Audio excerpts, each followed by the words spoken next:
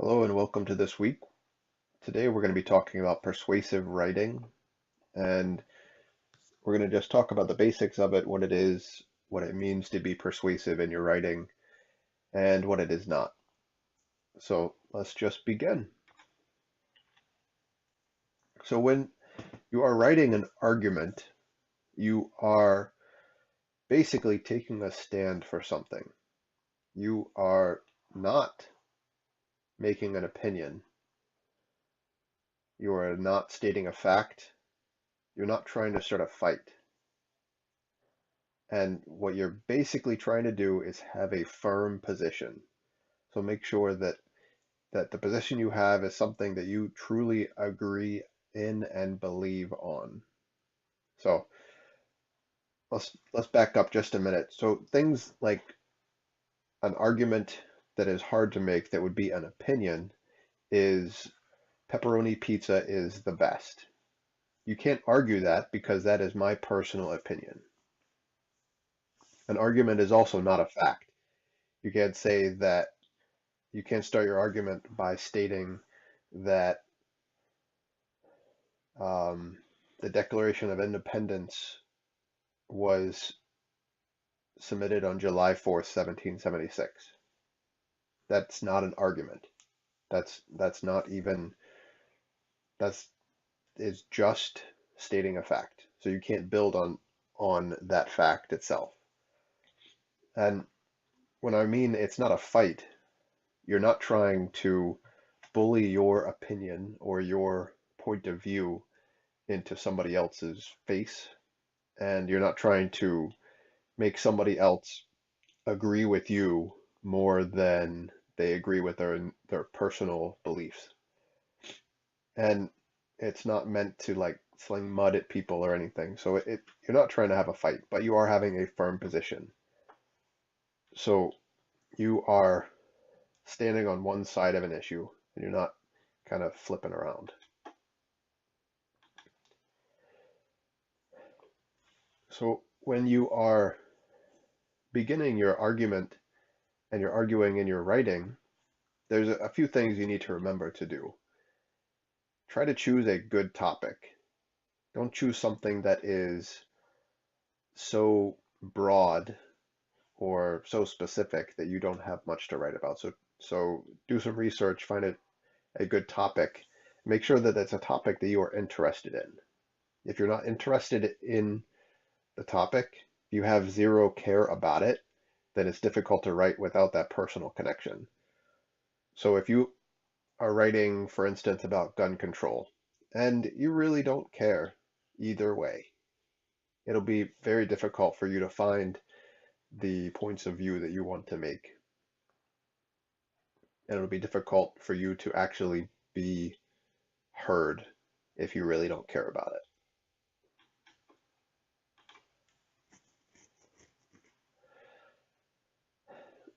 All right, let's look at generating your argument. So generating your ideas. This is kind of your brainstorming portion of it.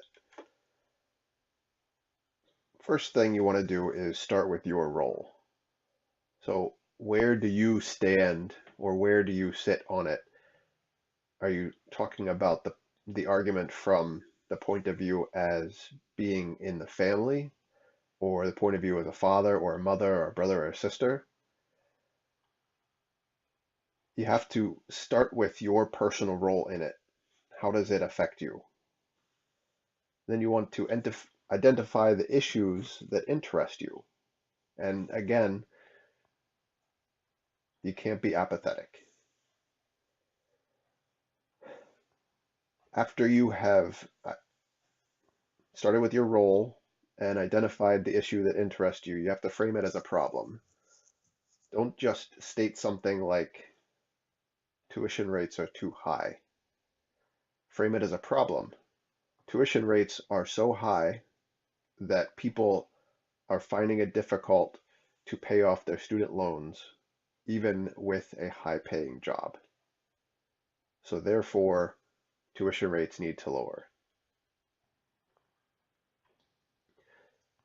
And as you are working on your argument and you're writing it, choose one issue to write about. And what I mean by that is just as you brainstormed and said, there's a few different things. Like if you're talking about tuition, maybe you're talking about tuition being too high or student loan repayment, something in that manner. Choose one issue to write about. And if it's not working for you, then you can back off and maybe change directions. But choose one specific issue to write about. Don't try to write an argument about 4 or 5 different things or 4 to 5 different sides of the same argument. Make sure you just have a single point that you are making.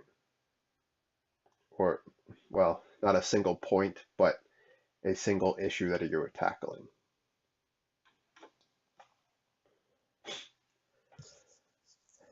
To begin writing your argument, there's the same steps that you're going to need to go with when you are writing the argument that you will with any other type of writing that you're going to be doing. So what you could do is you can begin by free writing. Find the issue that you have and just write the things about the issue that you this that you wish would change, wish would stay the same. Just free write and go from there. And once you have free written for a little bit, maybe it's time to outline, or maybe it's draft a thesis, something to help you move from just the idea of your argument, move it into writing a paper. As you are free writing and outlining and drafting your thesis, come up with good reasons for your argument. Look for solid evidence. And as you're writing, you want to consider the other side of the argument. I'm not saying that you need to consider the other side because you want to try to make the other side believe your side, but consider what they are thinking about in the same thing. So if you have the issue of gun control again, and you are adamantly against gun control and you are fighting for it, look at the other side of the gun control debate and think about the people that are definitely for gun control. Why are they for it? Maybe they were affected in some manner by a shooting, or they had some sort of connection to the issue that made them be on the other side. So consider the other side and consider what their arguments would be and see if you're able to refute them. And as you're working on your argument and you're writing it, just keep digging. That means keep researching, keep looking for the next piece of evidence to help you build your argument. Because if you don't have evidence for your argument, then your argument's just going to completely fall down.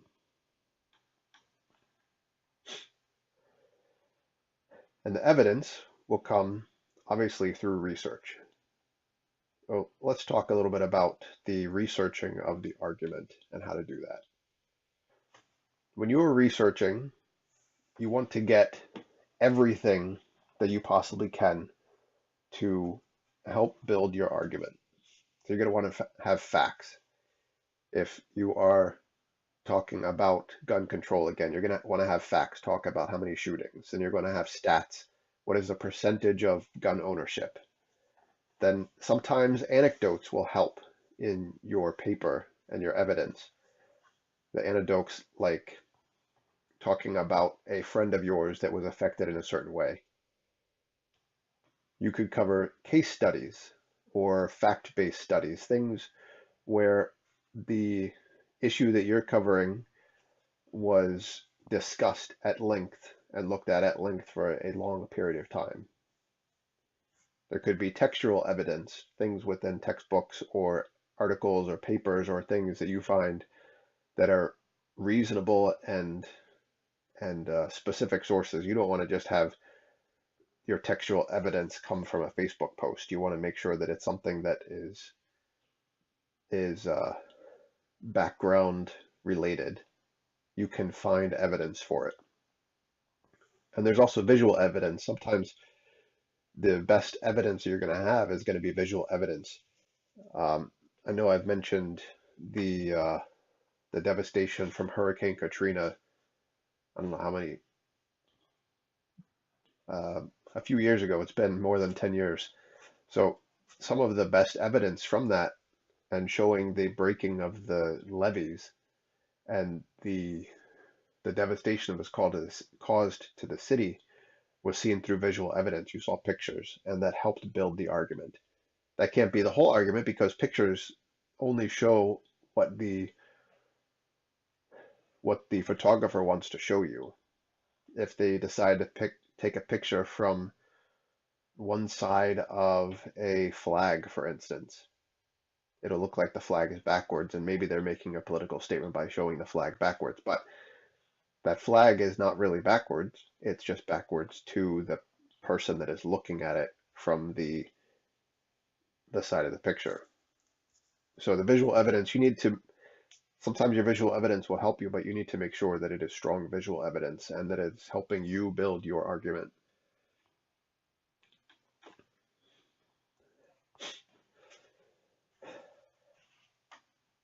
One of the things, or many of the things you need to watch out for, are what are called logical fallacies. And we're not going to go over these deep because this isn't your reading, but these are logical fallacies you need to watch out for in your writing because it will make your argument not as strong as it could be. One of the logical fallacies is ad hominem. That's where you attack the person's character instead of attacking the argument itself. This would go to the biggest one right now is people's view on the president. So you could be arguing that immigration, you agree or disagree with the immigration policies, and then the other person could say, yeah, but the president is doing this, or the president is an idiot because of this. That has nothing to do with the argument of immigration or immigration policies. It's just attacking the person instead of attacking the issue or arguing the issue. So stay away from ad hominem. Bandwagon. This is the issue where everybody believes it, so I'm going to believe it too. Begging the question is a circular argument, and it assumes that as a given, what is trying to be proved is supporting an assertion or an assertion, itself. So this is a begging the question. Affirmative action can never be fair or just because you cannot remedy one injustice by committing another. That's begging a question. There's more in your textbook. An either-or argument is a false dilemma. It's an oversimplification of something where there's either this is going to happen or that's going to happen. An either-or is if you continue to use, you can use plastic or the world will be on fire next week. So that's an either-or. A false analogy will compare things that resemble each other in some way, but it's not the most important aspect. The example from your textbook is talking about trees giving off as much pollution as a car because they give off hydrocarbon. And that might be true, but the trees also give off oxygen, which offsets the hydrocarbon. So that's a false analogy that's building an argument. There's a faulty casualty, which is also called post hoc ergo propter hoc. That's Latin for after this, therefore, because of this. And it's basically, I said faulty casualty. It's faulty causality. Faulty causality. And that is one thing always follows into another. So when I flip heads on a coin, that means that you lose $1. That's not always the case unless you bet about heads or tails, and every time I choose heads and you choose tails and it lands on heads, then you owe me $1. So it's not always the case. The one that in your textbook is mentioning legalizing same-sex marriage in Sweden led to a decline in the marriage rate of the opposite sex couples. So there is no evidence in that statement that shows that the first event caused the second. So the faulty causality, meaning that one thing happened that lead to another, and there needs to be evidence to support that. A straw man argument is basically over exaggerating things. Hasty generalization is um, conclusions that are based on insufficient or inappropriately qualified evidence. Hasty generalization could be done in polls. So if you take a poll and you ask 30 people that, or 30 freshmen, let's say, in college, you ask 30 freshmen in college if um, the food in the cafeteria needs to be changed, you might get 25 of them saying yes and 5 saying no. So then your logical fallacy is when you write that a poll was done and the food in the cafeteria needs to be changed because these people didn't like it. That's just a hasty generalization. You're throwing a wide net over not very much information.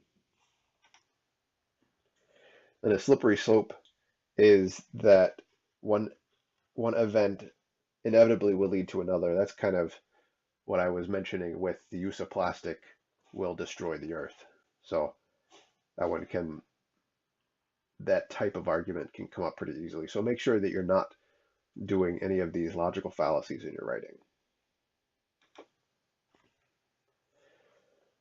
So besides those logical fallacies, you need to make sure you're looking at those specifically. But there's other things you need to avoid. So when you are writing, you need to make sure that you're avoiding your opinion. An argument is your point of view, but try to keep your point of view out of there by don't say I believe this or I agree with that. State it as a fact instead of I think chocolate ice cream is the best. State it as chocolate ice cream is the best because.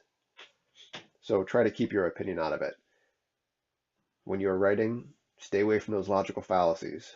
Look in your book, read through the section about logical fallacies, and just learn those to make sure that um, you're not entering those into your papers. Also, make sure that you are not apathetic when you're argument writing.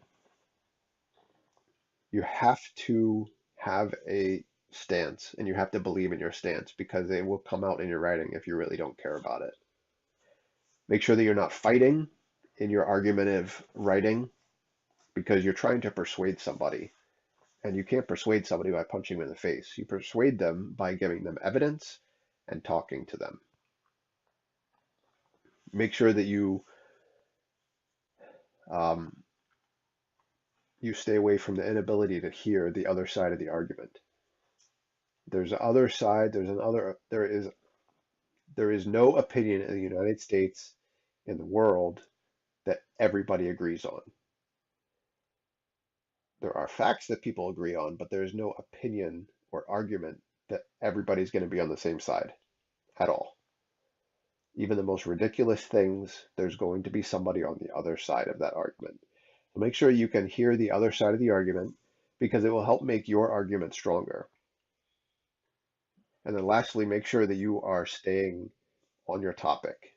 Don't get off the topic. Don't swim around the topic itself. Stay on the topic and your argument will be strong.